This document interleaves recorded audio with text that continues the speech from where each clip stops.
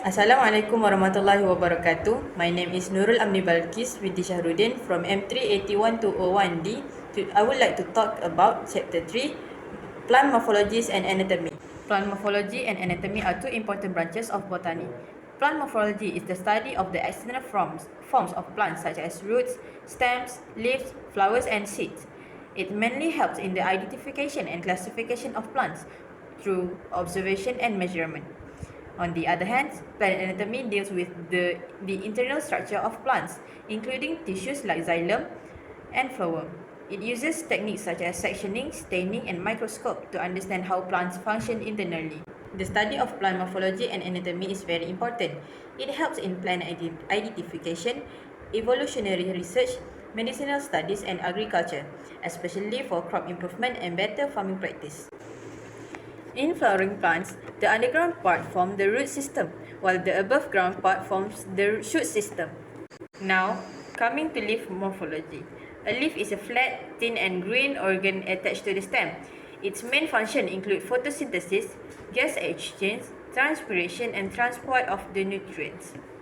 The main parts of a leaf are the petiole, leaf base and lamina, which includes the apex, margins and veins. Leaves show parallel and reticulate venation and can be simple or compound. Leaf may also be modified for support, defense, food storage, photosynthesis or insect trapping, such as in peas, cactus, onion and Venus flytrap. Next is root morphology. Roots are usually underground and help in anchorage, absorption, storage and hormone production. The root has four regions, which is root cap, merismatic region, elongation region, and maturation region. Roots may be modified for food storage, support, or respiration. There are two main types of root systems such as taproot, common in dicots like carrot, and fibrous root, common in monocots like corn. Lastly, stem morphology. The stems support the plant, transport water and nutrient, help in growth, and sometimes store food. It has node, internodes and buds. Stem can be herbaceous, which is soft non-woody stems, or woody, which is hard stem with secondary growth. Stem also can be modified for food storage, support, defense, photosynthesis, and vegetative propagation, which is runner, stolon, and offset. Assalamualaikum warahmatullahi wabarakatuh. My name is Nadim Ilham bin Muhammad Nazari. Today, I'm going to present Chapter 3, Plant Morphology. Alright, plant morphology is the study of the external features of plants. It focuses on the form, structure, and arrangement of the major plant organ. Introduction to leaf morphology.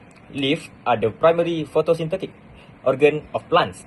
They absorb sunlight, minimize water loss through adaptation, regulate gas exchange using stomata, and produce food through the photosynthesis. Major plant organs.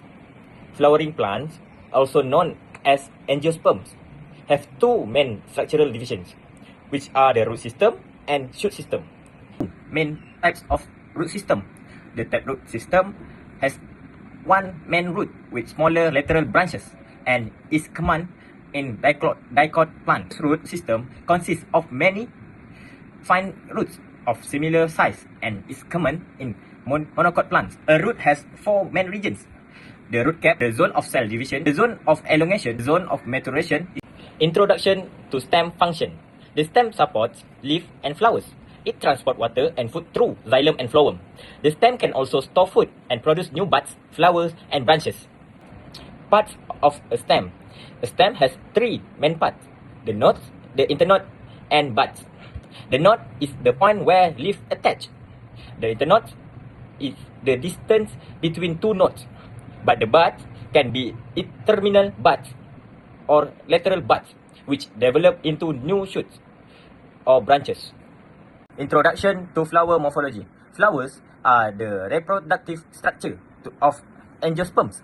They produce male and female gametes, attract pollinator, and develop into fruits and seed after fertilization. Main flower part. A flower has four main parts. Fruit morphology. Types of fruit. There are three types of fruit: simple fruit, aggregate fruit, and multiple fruits. Fruit and seed anatomy. The fruit wall, also known as the pericap consists of exocap, mesocap, and endocap. Hi, my name is Adila Kaisara binti Sazaruddin from M380-1D, and I will be presenting Chapter 3, 3.1 Meristematic Tissues. Okay, so what is meristematic tissues? Meristematic tissues is an embryonic plant tissues with undifferentiated cells that give rise to all plant structures. There are three parts of meristematic tissues: apical meristems, lateral meristems, and intercalary meristems. Apical meristems can be divided into two parts: shoot apical meristems, root apical meristems.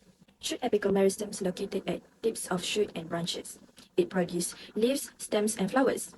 It is responsible for primary growth, increasing plant height and root depth. While root apical meristems located at tips of root, and it produces root tissues and protected by root cap. Now, what is lateral meristems? Lateral meristem is a special tissues in plants that help plant growth wider and thicker. This type of growth is called secondary growth. It can be found along the side of stems and roots. There are two types of lateral meristems: vascular cambium and cork cambium. Vascular cambium produces xylem and phloem, and it functions as transport water, food, and nutrients. And it also creates annual growth rings in trees. And for cork cambium, it produces phloem and phloem. It forms protective layer called bark. It protects plant, reduce water loss, and prevent pathogens. Lastly, intercalary meristem. It located between mature tissues, and it allows rapid regrowth and elongation after they mature. It requires light, temperature, and water to activation. It can be found in bamboo, sugarcane, and wheat. Now let's move to 3.2 permanent tissue. What is permanent tissue? Permanent tissue in plant is mature tissues that have stopped dividing, performing functions like support, protection, and transport. There are three parts of tissue system: dermal, ground, and vascular.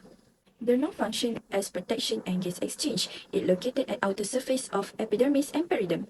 While ground function as a storage support and photosynthesis. It located between dermal and vascular. The component is parenchyma, collenchyma, and sclerenchyma. Vascular function as a transport and support.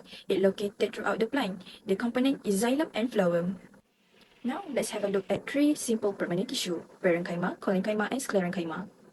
Parenchyma can do photosynthesis, and it also functions as storage and wound healing.